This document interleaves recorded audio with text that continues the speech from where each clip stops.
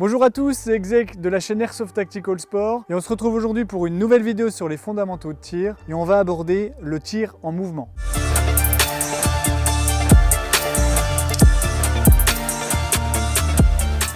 On a balayé sur l'intégralité des vidéos précédentes des fondamentaux le principal de ce qu'on peut faire en tir statique. Aujourd'hui, donc, on va pouvoir avancer et on va faire du tir dynamique. On va se focaliser en revanche sur du tir linéaire, c'est-à-dire qu'on va bouger uniquement sur une ligne.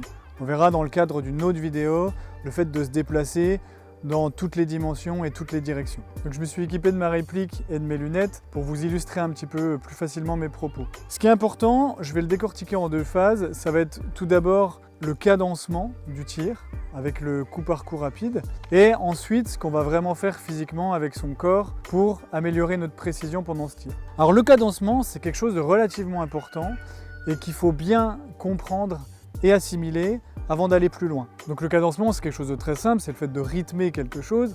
Donc là, on parle de cadencement du tir. La notion, en fait, ça va être de cadencer en fonction de la distance.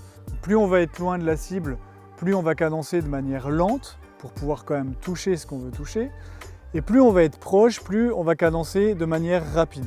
Ce cadencement, il peut évoluer au fur et à mesure qu'on se rapproche de la cible. Donc l'idée, je vais vous montrer du coup un cadencement plutôt lent, qui serait du coup quand on est plutôt loin de la cible et qu'on avance, et à l'inverse du coup parcours rapide, donc avec un cadencement vraiment rapide, quand on est proche de la cible et qu'on veut plutôt faire un tir de couverture pour se mettre d'un couvert à un autre. Donc du coup parcours rapide en cadencement lent, ça donnerait plutôt ça. Voilà, on essaye de garder un rythme sur son tir. Et à l'inverse, donc si on est proche et qu'on veut cadencer plus rapidement. Donc là, vous voyez, à l'oreille, j'essaye de toujours garder un rythme. Quand on va commencer à se déplacer, ça va être vraiment important de garder cette notion-là. Comme pour les positions de tir, les standards de tir évoluent. Donc, on va retrouver un petit peu deux écoles dans cette manière de se déplacer en tirant. On va avoir l'ancienne école, que je vais vous montrer tout de suite, où en fait, on va être beaucoup plus recroquevillé sur soi-même, le corps en avant pour compenser le recul, bien qu'avec une réplique d'Airsoft, bon, il n'y a pas trop besoin. Et puis surtout, on va vraiment abaisser son centre de gravité énormément. Mets-toi plus loin, qui voit bien l'intégralité. Donc le fait de vraiment se baisser sur ses appuis. Et en avançant, on va faire ce qu'on appelle le pas du rat. Le pas du rat, c'est de vraiment dérouler son pied. Donc on vient talonner, dérouler son pied jusqu'au bout et faire pareil avec le pied suivant. Donc en fait au complet, on va vraiment se pencher vers l'avant, descendre son centre de gravité et faire notre pas du rat. Donc se descendre le plus possible et en enroulant les pieds pour en fait minimiser les à-coups qu'on va mettre dans sa visée et donc augmenter sa précision. Et à l'inverse, donc on va avoir la nouvelle école. Donc comme dans la vidéo de position de tir, c'est une position qui est beaucoup plus relevée, on est beaucoup plus droit, on a une position beaucoup plus naturelle. Et là, au niveau des jambes, en fait, il faut adopter une démarche normale. C'est une démarche que vous faites tous les jours. Et là, on y ajoute le tir. En fait, ça va permettre de juste se concentrer sur le cadencement et dans l'idée, de ne pas se focus sur la position de son corps. Ce que ça donnerait, grosso modo, donc on garde une position normale, on est bien droit, donc ce qui fait que si on a beaucoup de matériel, on n'est pas gêné par le poids du matériel. On va viser et on va marcher de manière tout à fait normale, ce qui nous permet de se concentrer uniquement sur sa visée et son cadencement. Alors comme vous le savez, moi j'aime pas trop faire comme tout le monde, mais ce que j'aime bien, en fait, j'aime pas balancer d'un revers de la main ce qui se faisait avant, puisque c'était quand même quelque chose d'efficace. En revanche, il y a toujours du bon dans les évolutions. Moi, ce que j'adopte du coup, c'est une position un peu intermédiaire. Donc le haut du corps, je vais essayer de le garder très droit, mon cou pareil, mes épaules pareil, de manière relativement naturelle. En revanche, je garde ce phénomène d'abaisser un petit peu le centre de gravité.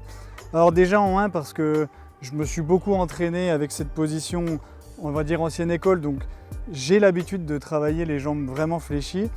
Et ensuite, je trouve ça quand même plus stable d'être vraiment fléchi et du coup d'absorber un petit peu les aspérités du terrain. Alors là, on est dans un champ, c'est relativement plat, mais quand on va commencer à travailler sur des terrains accidentés, dans des petites côtes, on va se retrouver beaucoup plus stable. Donc moi, ce que je fais, qui n'est pas la solution on va dire miracle, mais c'est celle que j'adopte, ça va être du coup d'être très droit, mais quand même d'abaisser mon centre de gravité, ce qui me permet d'être le maximum mobile quand je veux et quand je peux, et d'avancer comme ça.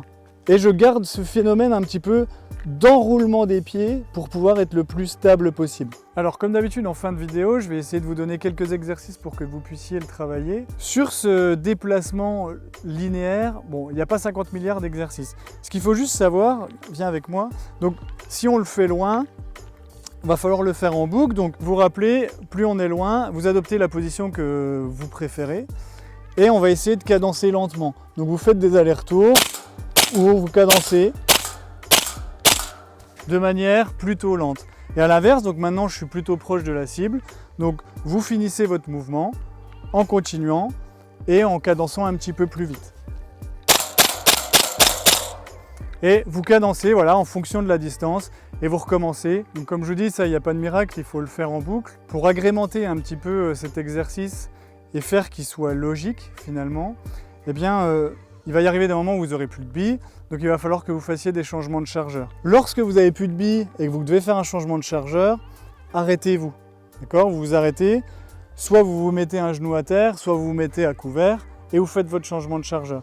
Donc si vous ne vous retrouvez pas sans billes, et puis faites votre changement de chargeur en continuant de marcher, parce que finalement si vous faites ça, vous allez avoir de nouveaux découverts autour de vous que vous n'aviez pas vus, et si toutefois il y a un gars qui était caché, eh ben, vous ne pourrez pas le traiter parce que vous n'avez plus de billes dans votre chargeur. Deuxième chose, si vous commencez vraiment à vous améliorer sur ce genre d'exercice, donc au lieu de changer de chargeur quand vous avancez et de du coup poser un genou au sol, ça va être de faire une transition.